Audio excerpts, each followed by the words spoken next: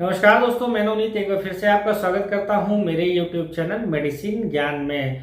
Friend, बहुत सारे ऐसे मेल और फीमेल होते हैं जिनकी उम्र कम होती है, वो नौजवान होते हैं, फिर भी वो शरीर से काफ़ी ज़्यादा दुबले पतले होते हैं। वो अपने आप में काफ़ी ज़्यादा कमज़ोर फील करते हैं। जब वो डॉक्टरों के पास जाते हैं तो डॉक्टर उनको दो मेडिसिन का कॉम्बिनेशन देता है, और ये जो दो मेडिसिन है इसमें में से एक मेडिसिन जो है वो सिप्रोहेप्टेडीन होती है और दूसरी मेडिसिन जो है वो डेक्सामीथासोन होता है। सिप्रोहेप्टेडीन मेडिसिन का नाम नहीं है, बल्कि ये इंग्रेडिएंट यानी साल्ट का नाम है, और डेक्सामीथासोन भी जो है ये साल्ट का नाम है, इंग्रेडिएंट का नाम है, ये किसी मेडिसिन का नाम नहीं है। तो इन दोनों का कॉम्बिनेशन जो है डॉक्टर बहुत ज़्यादा पेशेंट पर इस्तेमाल करता है। लेकिन कई बार ऐसा होता है कि पेशेंट एक बार डॉक्टर के पास जाता है लेकिन दोबारा वो डॉक्टर के पास नहीं जाता और खुद से इन दवाइयों को रिपीट करता रहता है या इन दवाइयों को बंद कर देता है। तो ऐसे में क्या होता है कि अगर वो इसको लगातार इस्तेमाल करता है तो इसके साइड इफेक्ट उसके ऊपर देखने को मिलते हैं, और अगर वो इन दवाओं का इस्तेमाल समय के पहले बंद कर देता है तो दवाओं का जितना असर हुआ था, जितना उसका मोटापा बढ़ा था, शरीर का वजन बढ़ा था, वो अचानक से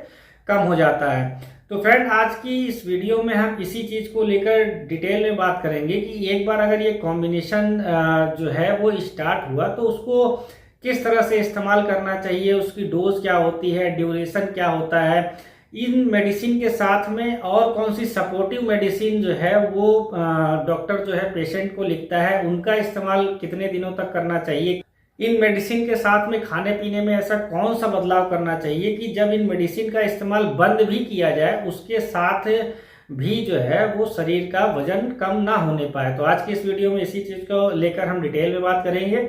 और फ्रेंड, एक बार फिर से आपसे वही रिक्वेस्ट है, चैनल पर पहली बार आए हैं तो चैनल को सब्सक्राइब करना ना भूलें। वीडियो अगर आपको पसंद आती है, यूजफुल लगती है, तो आप इसको अपने फ्रेंड के साथ में शेयर करना ना भूलें। चलिए शुरू करते हैं।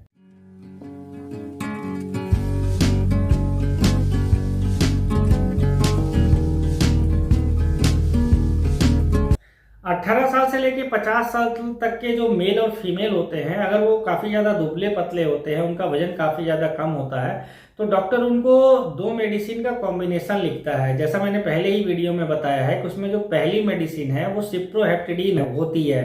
सिप्रोहेप्टेडीन साल्ट का नाम बताया मैंने। अगर इसके कुछ मैं एग्जाम्पल की बात करूं तो पैक्टिन नाम की एक मेडिसिन आती है जिसके अंदर ये सिप्रोहेप्टेडीन साल्ट पाया जाता है। इसके अलावा एक ब्रांड और आता है जो कि सिपेलैक्टिन के नाम से काफी ज्यादा फेमस है। तो ये मेडिसिन के अंदर भी सिप्रोहेप्टेडीन नाम का साल्ट पाया जाता है। तो दोनों में से डॉक्टर कोई एक मेडिसिन चूज करता है।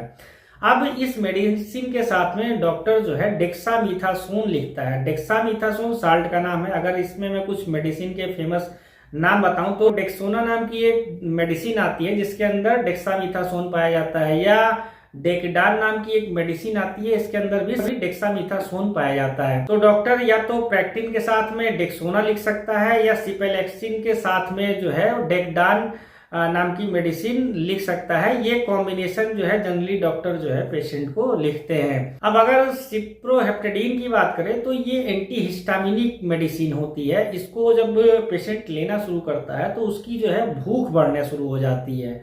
और इसमें जो दूसरा डेक्सामीथासोन होता है बेसिकली ये स्टेरॉयड होता है। एक चीज का ध्यान रखिए, स्टेरॉयड जो है अगर आप किसी ने ज़्यादा डोज में इस्तेमाल कर लिया और ज़्यादा लंबे समय तक इस्तेमाल कर लिया तो इसके काफ़ी ज़्यादा साइड इफेक्ट हो सकते हैं। इसलिए इस मेडिसिन का इस्तेमाल कैसे करना है, कितने दिन तक करना है, ये जानना बहुत ज़्यादा जरूरी होता है। और मैं तो यहाँ पर यही कहूँगा कि आप बिना डॉक्टर की देखरेख के खुद से इन दवाओं का इस्तेमाल ना करें।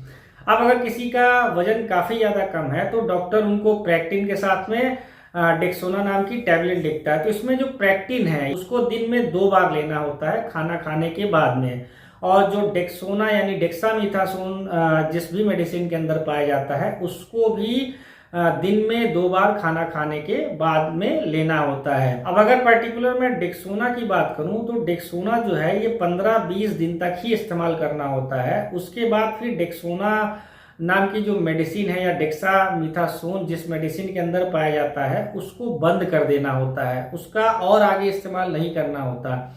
लेकिन जो सिप्रोहेप्टेडीन यानी कि पैक्टिन या सिपेलैक्टिन नाम की मेडिसिन है, इसका इस्तेमाल 2 से लेकर 3 महीने तक दिन में 2 बार कर सकते हैं। तो आपको फिर से एक बार समझना होगा, सिप्रोहेप्टेडिन आपको 2 से 3 महीने दिन में 2 बार खाना खाने के बाद इस्तेमाल करना है, और जो दूसरी मेडिसिन डेक्सामेथासोन है उसका इस्तेमाल 15 से 20 दिन तक ही दिन में 2 बार खाना खाने के बाद करना है। तो इस तरह से जब आप इस मेडिसिन का इस्तेमाल करेंगे तो वजन आपका बढ़ेगा, लेकिन वजन अचानक से नीचे नहीं आएगा दवा बंद करने के बाद। इन मेडिसिन के साथ में कुछ और भी सपोर्टिव मेडिसिन लिखी जाती है, जैसे इस मेडिसिन के साथ में डॉक्टर आपको मल्टीविटामिन टैबलेट या सिरप लिख सकता है। जैसे A to Z नाम की एक मेडिसिन आती है, ये काफ़ी ज़्यादा फेमस है। इसमें बहुत सारे मल्टीविटामिन मल्टी मिनरल होते हैं, तो दिन में 2 गोली इसका भी इस्तेमाल करना होता है। इसके साथ ही डॉक्टर कुछ डाइजेस्टिव एंजाइम वाली सिरप आपको लिख सकता है, जैसे कि अरिस्टोजाइम नाम की एक सिरप आती है, काफ़ी ज़्यादा फेमस है। आसानी से ये किसी भी मेडिकल स्टोर या ऑनलाइन मिल जाती है प्रेस्क्रिप्शन पे। तो 10 ml अगर कोई एडल्ट है तो दिन में 2 बार इसका इस्तेमाल करता है। और इसके साथ में ही कैल्शियम की टैबलेट और आयरन की टैबलेट भी इन मेन मेडिसिन के जो कॉम्बिनेशन है उसके साथ में एज ए सपोर्टिव मेडिसिन चलती हैं। और ये जो सपोर्टिव मेडिसिन है ये पूरे 2 से 3 महीने तक आपको चलेंगी। इसमें केवल जो स्टेरॉयड है यानी डेक्सामेथासोन है उसका इस्तेमाल 15 से 20 दिन करने के बाद बंद कर देना है। आपको कुछ अपने और रूटीन में बदलाव करना होगा, जैसे कि आपको अपना रेगुलर फिजिकल एक्सरसाइज भी स्टार्ट करना होगा। फिजिकल एक्सरसाइज में आपको एक्सटेंसिव एक्सरसाइज की मैं यहाँ पर बात नहीं कर रहा हूँ कि आपको केवल जिम जाना है। आप जो है पैदल चल सकते हैं, आप नॉर्मल एक्सरसाइज कर सकते हैं, जरूरी नहीं है कि आप जिम जाएं और पहलवानी करें।